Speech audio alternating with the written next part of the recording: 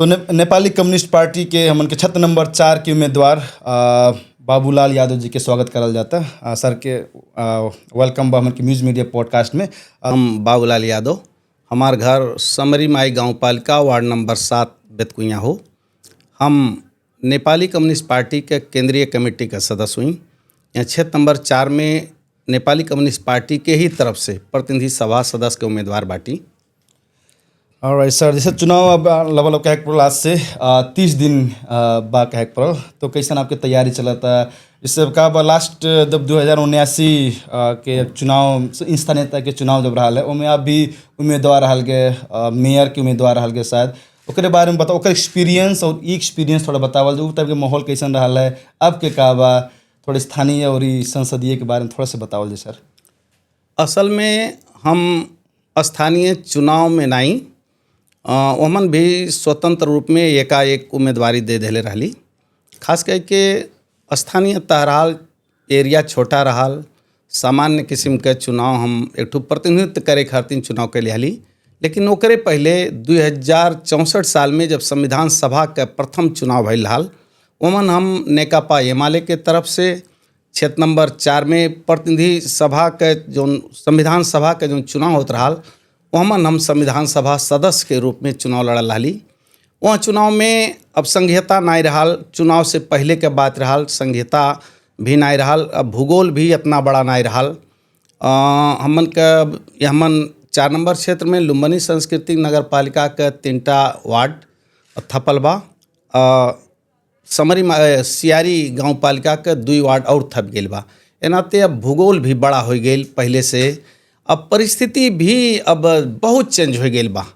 पहले अब बाटो घाटो भी नहीं रहल, आदमी के जौन चेतना स्तर भी बहुत कम रहल वहाँ समय पर।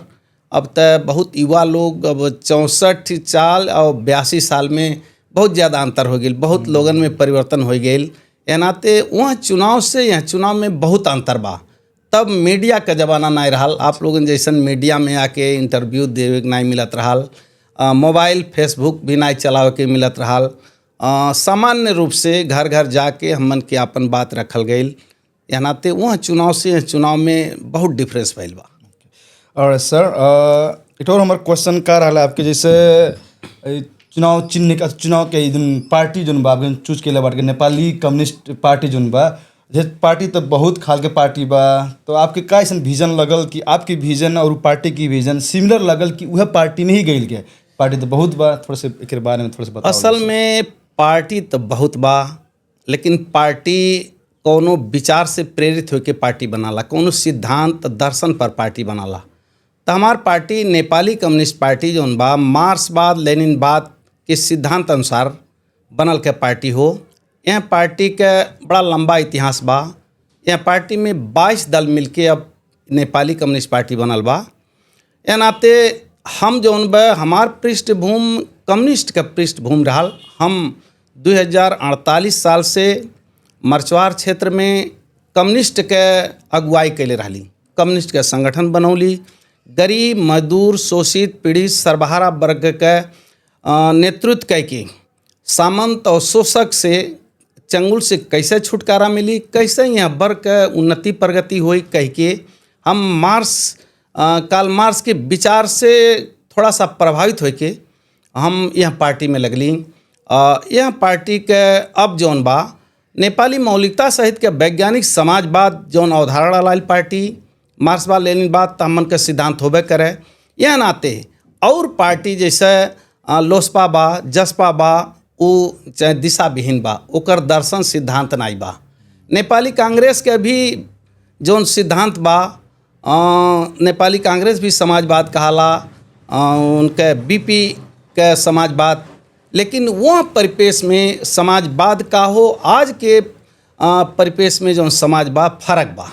यह नाते हमार पार्टी नेपाली कम्युनिस्ट पार्टी जौन बा एक जौन बा वैज्ञानिक हिसाब से समाज के कैसे रूपांतरण कर सकल जाई, कैसे गरीब के मजदूर के शोषित के पीड़ित के सर्वहारा के जहाँ जातीय विभेद न रहे, धार्मिक विभेद न रहे, क्षेत्रीय विभेद न रहे।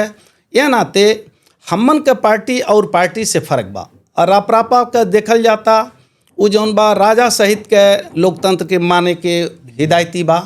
हमन के संघीय लोकतांत्रिक गणतंत्र समानुपातिक समावेशी संघीयता के पक्षधर हुई।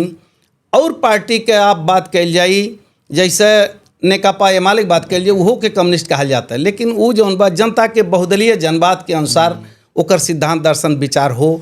जनता के बहुदलीय जनवाद कहल के सेम टू सेम नेपाली कांग्रेस के सिद्धांत से मिलाला। ओकर 14 घटक बा जौन बा यथावधिक निर्वाचन होए के चाही तो निर्वाचन सब स्वीकार ले बा। बहुमत के सरकार अल्पमत के विपक्ष होए के चाही, कानूनी राज्य होए के चाही, विधि के शासन होए के चाही, मानवाधिकार के गारंटी होए के चाही। जौन ओकर घटक बा नेकपा एमाले के ओसे हमन के भिन्न होए के हमन के नेपाली मौलिकता सही कि यहाँ थारू संस्कृति बा, यहाँ मुस्लिम संस्कृति बा, यहाँ गुरुङ मगर का संस्कृति बा, यहाँ लिम्बू राई का संस्कृति बा। सब समुदाय का एडजस्ट कह के सबके यह देश में सब खाए सब पहिरे सब रहे सबके उन्नति प्रगति हो।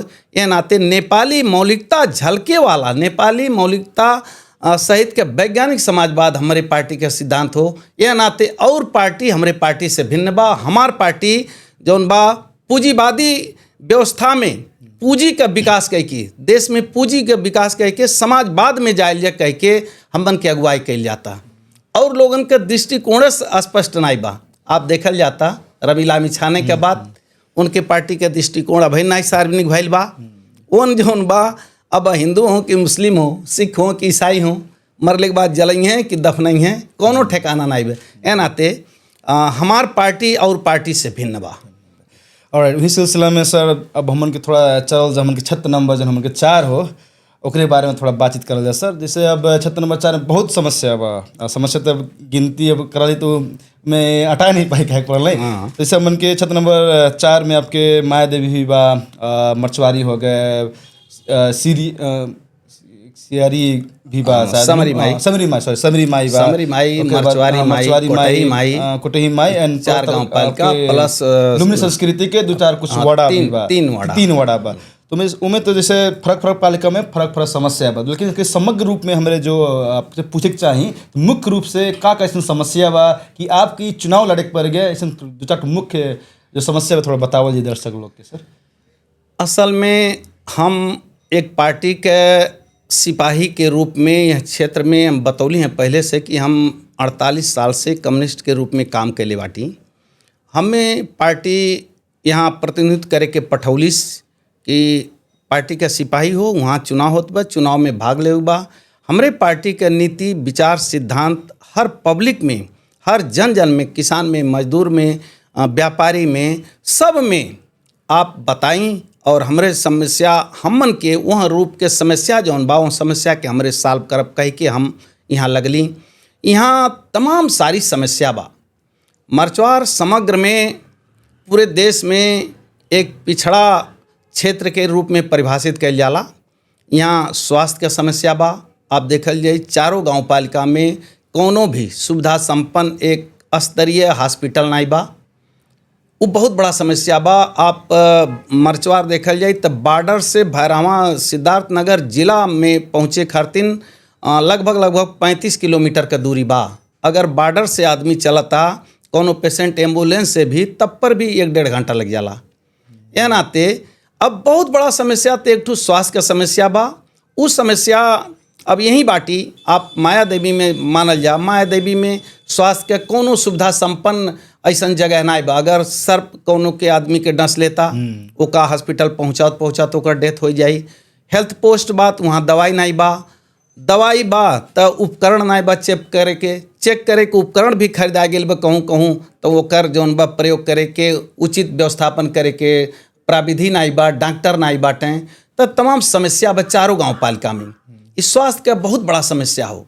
ओकरे साथ साथ आप शिक्षा में देखल जाए, शिक्षा से तमाम स्कूल बा मावी स्तर के, लेकिन हमरे पूरे मरचुआर में पूरे 4 नंबर क्षेत्र में साइंस का पढ़ाई कहूँ नहीं होला।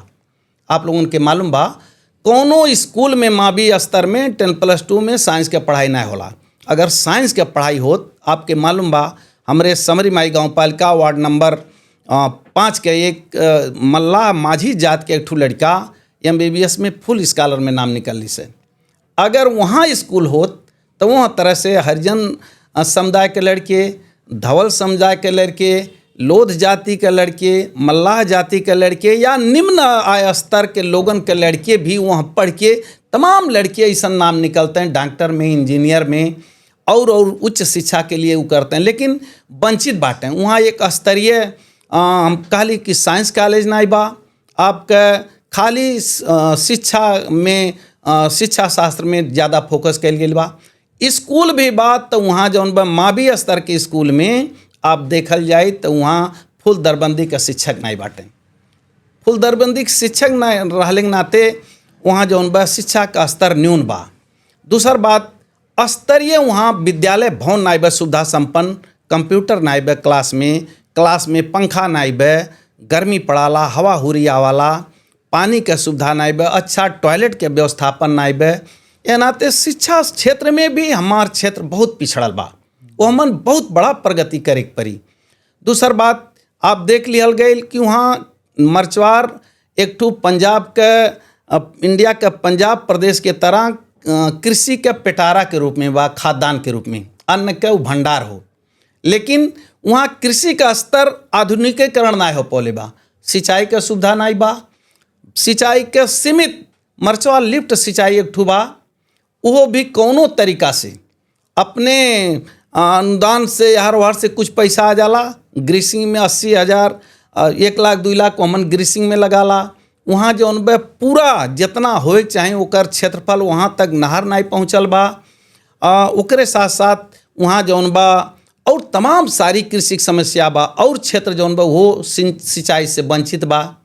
दूसर बात आपके यही माया देवी गाँव पालिका में यह जौन बा सेमरी मोतीपुर खड़वा बांध के बहुत पहले थोड़ा थोड़ा ऊपर काम भइल रहा, लेकिन वो जौन बा दुरुपयोग भइले के नाते आज वहाँ के लोग भी सिंचाई से वंचित बाटें। अगर ये पर फोकस करके हमन के सिंचाई एक बांध बना दिया जा तो आप पूरे भुअरी लुट्ठावा लैके पकड़ी से लैके सारा एरिया सिंचित क्षेत्र हो जात। तो यह नाते सिंचाई के क्षेत्र में भी कमज़ोर रहने के नाते हमन के वहाँ के कृषक लोगन के आर्थिक स्थिति एकदम कमज़ोर बा। दूसर बात हमन के सरकार के तरफ से भी अनुदान नहीं सुविधा उपलब्ध हो पावत है। जो स्थानीय सरकार बा वो कृषि में बहुत न्यून बजट छुटिया वाला, कृषि के लिए योजना नहीं बनावत है। वहाँ दुग्ध पालन हो सकाला, वहाँ छोट छोट कृषि कुटीर उद्योग भी खोल सकल जाला। वहाँ जौन बा महिला लोगन के जैसे तमाम तरह के गुंदरी बनावे के, अचार बनावे के तालीम दे सकल जाला।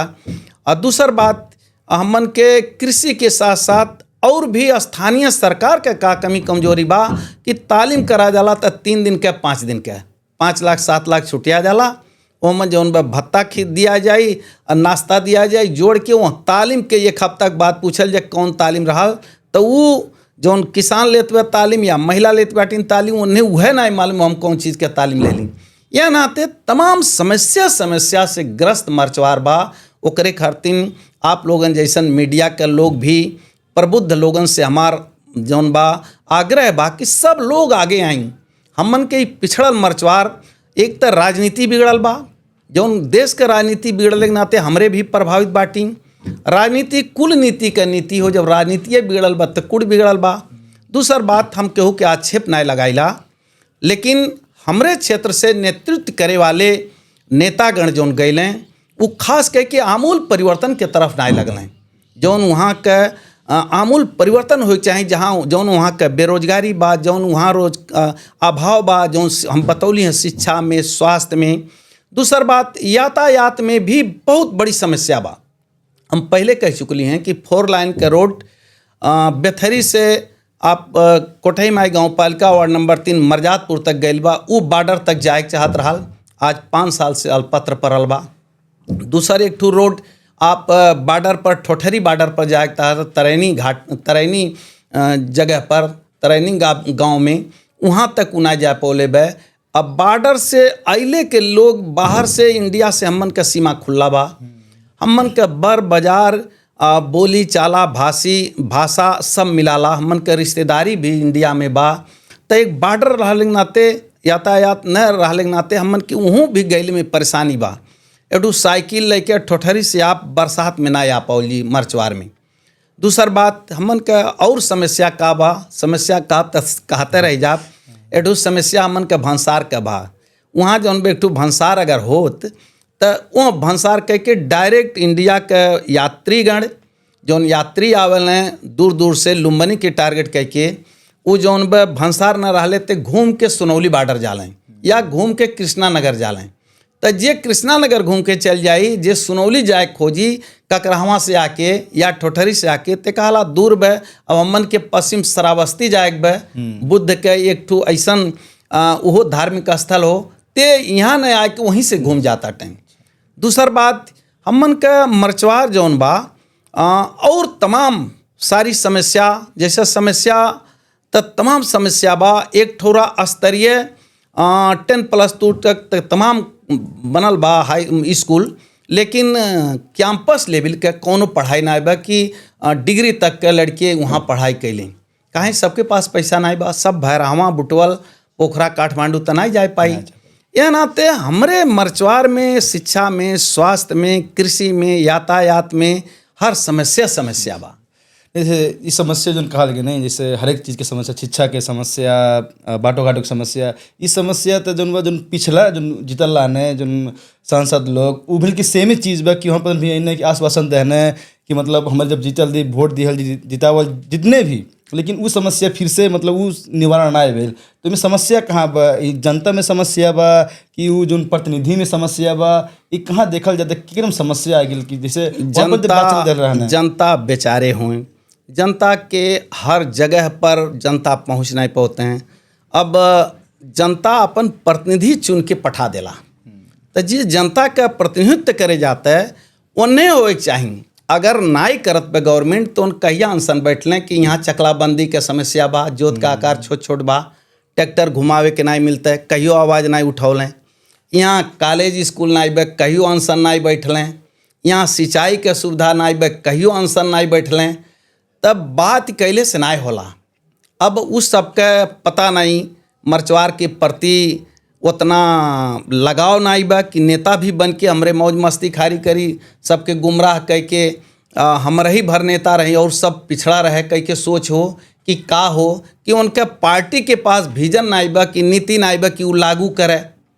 ते नाते अब मेन जिम्मेदार स्थानीय स्तर के जो पालिका बा वो स्थानीय सरकार हो, ओका 35 करोड़ 40 करोड़ हर साल में बजट आवता।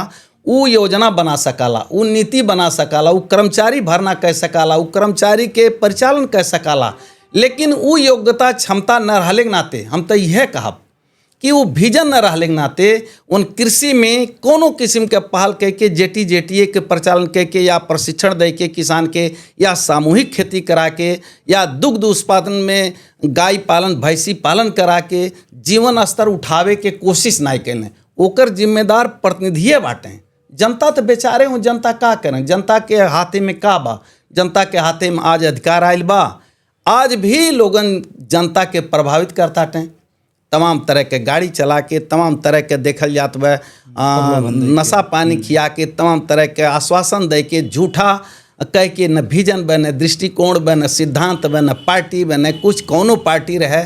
कुल पार्टी अच्छा हो कहलें, कुल नेता अच्छा हो कहलें।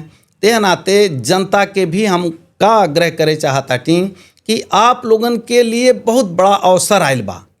ई अपने एरिया के, अपने समाज के, अपने परिवार के, अपने बाल बच्चा के भविष्य आप कोरे जायल जाता है, लिखे जायल जाता है। ए नाते एक ठो छोट के बाजारी में जायल जाला, हाड़ी खरीदे तो ठोंकल जाला, ठेठावल जाला, कौनो चीज़ देखल जाला, छोट छोट निर्णय कल जाला, 4 जन सलाह लियल जाला।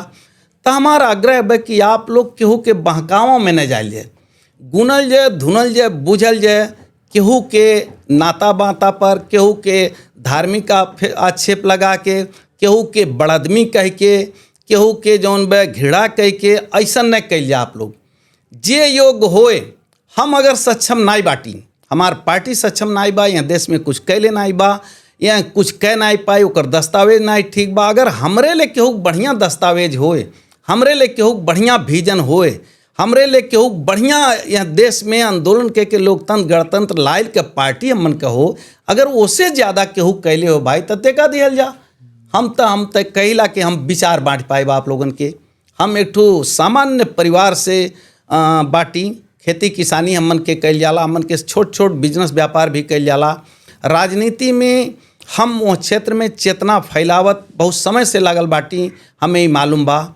यह नाते सबसे आग्रह बा कि सूझबूझ के साथ अपन प्रतिनिधि चुनल जा, तब हमन के मर्चवार का विकास हुई। मर्चवार का विकास हुई तो हमरे देश के सघावल जाई। अब परिस्थिति बड़ा जटिल हो गई बा, आखिर के चुनाव नहीं हो, ये जौन बा व्यवस्था बचावे के हो, यहाँ के संस्कृति बचावे के हो, यहाँ के जौन बा लोकतंत्र के बचावे के हो। यह नाते ये लोकतंत्र कैसे बची, यहाँ के जीवन में प्रगति उन्नति कैसे आई, यह हमन आप लोग सोचल जा और गुनल जा धुनल जा। बढ़िया से आप लोग निर्णय कह के वोट दिहल जा, कह के हमार जनता से आग्रह भी बा। और इसी में हमारे जोड़े के साहब, जैसे जब जनजी का आंदोलन भइल, जनजी आंदोलन होने के बाद में संविधान मतलब सरकार टूटल, फिर नया सरकार बनल, उसके बाद में फागुन 21 के चुनाव तो गई। तो में का रहा जनजी के कि जैसे नया आदमी आके चाहिए, नया फ्रेश आके चाहिए। जैसे आप भी तो राजनीति बहुत साल से करल जाता है, तो आपको विचार नहीं आयल कि चल जा हम नहीं तो कोनो युवा के मौका दी। असल में राजनीति में या कोनो चीज़ में युवा भर से ना होला। आप दवाई कराओ जाइए तो अनुभवी डॉक्टर खोजल जाई, आप टीचर खोजल जाए तब विद्वान प्रोफेसर खोजल कितना अनुभव बा, वकील खोजल जाए तो कितना अनुभव बा। युवा योग्य बाटें, सक्षम बाटें, बुद्धिमान बाटें, उनका सहयोग कल जाई। युवा के पारी हो। हमन के अब उम्र हमारे 65 बरस हो गई, हमरे कितना दिन राजनीति करब, अपने आप बाईपास हो जाए। यह नाते अगर दृष्टिकोण वाला युवा हो तो उन्हें स्वागत बा, युवा का हमरे सम्मान दिया जाता है। लेकिन नया भर से नहीं हुई काहे। और देश के उदाहरण देखल जाता है। आप रसिया यूक्रेन के लड़ाई देखल जाता, वहाँ युवा राष्ट्रपति होके कौन दशा करा देना। नेपाल जैसन कितना भूगोल का तू जमीनिए हड़प कर लेलिस, लाखों लोग वहाँ जान के बलि दे दिले। आज युवा काले से नहीं हुई। युवा के अंदर जोश तबा, लेकिन होश हो चाहिए, विजन हो चाहिए, दृष्टिकोण हो चाहिए। आप देखल गई विगत में भादों के 23 और 24 गते जौन आंदोलन भइल काठमांडू में, आवेश में आके दुई पार्टी के खास करके नेकपा एमाले नेपाली कांग्रेस के जौन दादागिरी रहा यह देश में, जौन घमंड रहा ओली के, उससे वो प्रोत हो के एकदम गला से ऊपर जब पानी आवे लागल तब युवा नहीं संपूर्ण लोग आंदोलन कैलें। लेकिन वो आंदोलन एक आंदोलन भइल, लेकिन वो आंदोलन के बादे आप जौन बा लोग कहल संघीयता नहीं चाहिए, प्रत्यक्ष निर्वाचित राष्ट्रपति या कार्यकारी प्रधानमंत्री चाहिए, समानुपातिक जौन बा निर्वाचन प्रणाली नहीं चाहिए। लेकिन बिना खाका के आखिर आंदोलन तब भइल। अब चुनाव होत बा, खाली प्रतिनिधि सभा का चुनाव होता है। आप ऊपर का देखल जाए राष्ट्रसभा में पुराने दल के लोग बाँटें, राष्ट्रपति पुराने दल के मनई बाँटें। आप जौन बा यह देश में अब जब वो परिवर्तन नहीं भइल तो युवा भर कहले से अब क्यों युवा जीत के चल जाते का कह दी। ते नाते युवा भर से नहीं हुई। युवा लोगन का सम्मान बा, युवा के जगह परल।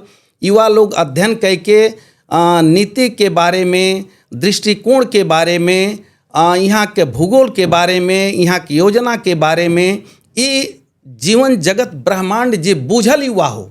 अब सब युवा कहले से तो नहीं हुई। युवा अब कहल जे सबके दुख लागी। कुछ मोटरसाइकिल में आवाज़ कह के दौड़ावे वाले भी युवा बाँटें, कुछ कपाल पाले वाले युवा बाँटें, कुछ और तरह के युवा बाँटें, तो सब युवा नहीं। अब देखल जाए देश बहुत अठारो परिस्थिति में आ गई बा। देशवे के भूगोलवे नहीं रही कि कह के का हुई। सारा उद्योग धंधा कल कारखाना ध्वस्त हो गई, बिजनेस व्यापार ध्वस्त हो गई। देश में कब का हो जाए अभिन इतना तक हो गई, चुनाव हो कि ना हो अभिन भी शंका लोगन में बा। तो एकर जिम्मेदार के बा। आप जेनजी कहल जाता है, जेनजी के अगुआ नहीं भेटल, एक दाई दूसर समूह जाला वार्ता करे, एक दाई दूसर समूह वार्ता करे वाला। ये उम्र समूह से कुछ नहीं होला भैया। हमन ये देश महिला के, ये देश युवा के, ये देश वृद्धा के, ये देश संपूर्ण नेपाली को 3 करोड़ का हो, सबके मिल के यहाँ के प्रोफेसर, यहाँ के डॉक्टर, यहाँ के वकील, यहाँ के बुद्धिजीवी, यहाँ के युवा, यहाँ के किसान, जब सबके सहयोग होई तब्बे देश में रूपांतरण के मिली। ए नाते आप लोगन से यह बात कि युवा कह के हम संपूर्ण जनता से भी कहा था टीम कि आप लोग अब युवा का पार्टी कह के आप बालन के पीछे दौड़ल जाइए। बालन का भी लंबा इतिहास बा, उन्हों का दृष्टिकोण नहीं दिखाता।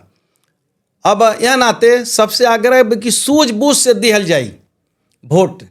अब ये बहुत बड़ा हम पहले कह चुकली हैं कि ये जौन बा पहचान ये संसद भर का चुनाव नहीं हो, प्रतिनिधि सभा का चुनाव नहीं हो, ये देश का एक ठू जौन बा आमूल परिवर्तन खातिर अब फड़को मार देली। देश आगे गई और देश के तुलना में हमारे पीछे बाटी। अब 21वीं शताब्दी में आके अब इन हमन के अब छोट छोट चीज़ी में बजा के कितना पीछे बाटी, कितना अभाव बा। बढ़िया से बेरमा जायल जाला, दवाई नहीं करा पाओल जाता, अच्छा कॉलेज में पढ़े नहीं मिलता, तमाम अभाव से ग्रस्त बाटी। सारा चीज़ में दुनिया कहाँ से हमन के सेटेलाइट बनावे के तो अभी तक सोचे नहीं बा। एक ठो मोबाइल बिगड़ जाला नहीं बना पाओल जाता है। तो यह नाते युवा भर से नहीं सबके मिलके ही देश बनावे पड़ी। और थोड़ा और छत्त नंबर 4 की ही बात करल जाए। छत्त नंबर 4 में जैसे कहे पड़ो आपके समस्या के बारे में भी हमारे बात कल गए। ला सपोज एग्जाम्पल के लिए फागुन 21 की जब चुनाव भले संसदीय चुनाव आप एग्जाम्पल जीत गए तो मुख्य ऐसा का ऐसा आवाज़ उठावल जी, पहला आवाज़ मर्चवार के आवाज़ संसद में का ऐसा आवाज़ उठावल जी, पहला 2-4 जन आपको एजेंडा बा संसद में का उठावल जी, थोड़ा बता दिया जाए। हम पहले कह चुकली कि मन के वर्गीकरण कल जाए यातायात में, शिक्षा में, स्वास्थ्य में, कृषि में पहला प्राथमिकता रही हमार। यहाँ जौन बा अब देश के जटिल समस्या में हम मन के 65% लोग कृषि में निर्भर बाटें।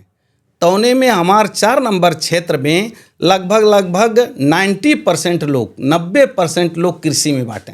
ए नाते विशेष कह के हमार कृषक वर्ग के लिए बहुत बड़ा लड़ाई रही। अरे उनके शिक्षा स्वास्थ्य के गारंटी करे खातिर का पहल कर सकल जाला। हॉस्पिटल के लिए, पढ़े के लिए, अच्छा कॉलेज के लिए, आवे जाए के लिए सुविधा संपन्न, जैसे 4 लाइन का रोड हो गया उससे गली गली रोड हो जाए, बॉर्डर तक रोड हो, बॉर्डर खुले। यह नाते ई कुल हमार पहला प्राथमिकता रही। ला इन केस ला आप 21 की जो चुनाव भेल फागुन की आपके फेवर में ना है, लगल समझ लिया जाए इन केस आप हार गेल गए तो का स्टिल आपके जो एजेंडा बा कंटिन्यू रही? क्योंकि नहीं इत हमन के जौन बा हमार कम्युनिस्ट पार्टी ये हार जीत के चुनाव के एक अतवार नहीं बुझे जाला। ऐसे चुनाव आई जाई, चुनाव जाई, हमन के संपूर्ण समाज के बदले खातिर हमन के लड़ाई हो, हमन के क्षणिक नहीं हो। आज यहाँ बेगारी प्रथा रहाल, यहाँ जिम्मेदारी प्रथा रहाल, यहाँ सामंतवादी व्यवस्था रहाल। 2004 साल में स्थापना भैल के 5 लोग कलकत्ता में गठन कैल के पार्टी के हम सिपाही हुई। उ जौन बात तब से संघर्ष करत आज यह समय पर आयल बा। हमन के इस संघर्ष हार जीत अपने जगह पर बा। जनता के सचेत कह के हमन के ये लड़ाई जारी रही।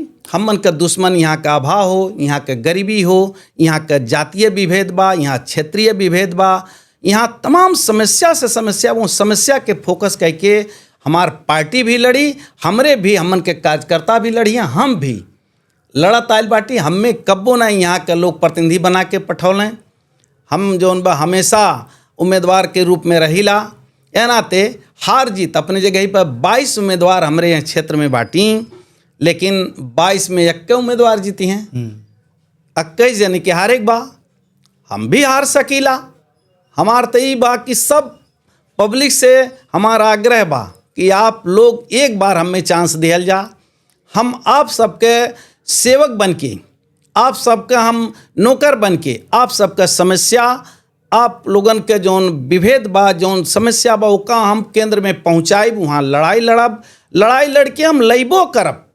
कोनो भी तरह से एक साल में एक समस्या के सॉल्व करके हम यह मर्चवार क्षेत्र नंबर के पूरे नेपाल में 1 नंबर का क्षेत्र बनावे के तमन्ना बा। यहाँ के नागरिक स्वस्थ रहें, यहाँ जौन बा केहू के कोनो किस्म का अभाव न रहे, उ तमन्ना बा मन के अंदर। लेकिन अब अकेले के बात नहीं बा। यहाँ नाते हमार वर्ग जौन बा गरीब वर्ग, मजदूर वर्ग, किसान वर्ग, शोषित वर्ग, पीड़ित वर्ग जौन बाटें, उनसे हमार विशेष कह के युवा वर्ग से जो शिक्षक बाटें, विद्यार्थी बाटें, उन्हें भी हम बहुत फोकस करता कि आप लोग हमें साथ दियल जा, हमें जौन बा हमरे तारा चुनाव चिन्ह पर वोट दियल जा, कम्युनिस्ट पार्टी के वोट दियल जा, जौन देश में महिला अधिकार के सुनिश्चित करे खातिर, दलित के अधिकार के सुनिश्चित करे खातिर, मधेसी के अधिकार के सुनिश्चित करे खातिर लड़ाई लड़ के राष्ट्र संस्था के ख़त्म कर के लोकतंत्र गणतंत्र लायल बा, वो पार्टी का हम सिपाही हुई। के नाते हमार बनावटी बात ना हो। आप लोग देखल जाता, इतिहास पढ़ के देख लिहल जा, उठा के देख लिहल जा। आज महिला का अधिकार सुनिश्चित न भइल होत तो गाँव पालिका में एक ठो अध्यक्ष या उपाध्यक्ष महिला रही, कह के नाय के हो उठावत।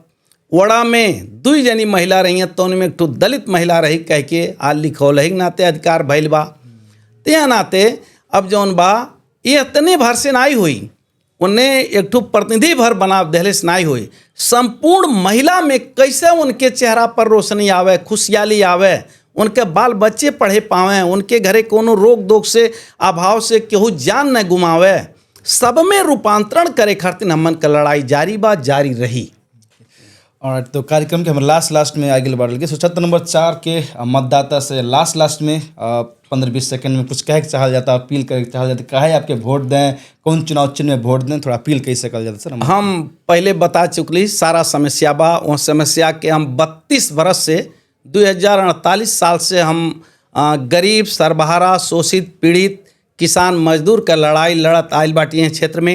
ए नाते आप संपूर्ण गरीब, मजदूर, किसान, युवा, विद्यार्थी सबसे हमारा आग्रह बा कि हमरे नेपाली कम्युनिस्ट पार्टी के प्रतिनिधि सभा सदस्य के उम्मीदवार हम बाबूलाल यादव के 5 कुने तारा पर आप लोग अपन अमूल्य मत दिहल जा, आप लोग अमूल्य मत दे के छाप लगा के विजयी बनावल जा, यह हमारा सबसे आग्रह बा। सर हमारे कार्यक्रम में आवल गए, शुक्र धन्यवाद बा सर, और आगामी चुनाव के लिए एकदम बेस्ट ऑफ लक बा सर। थैंक यू सर। धन्यवाद।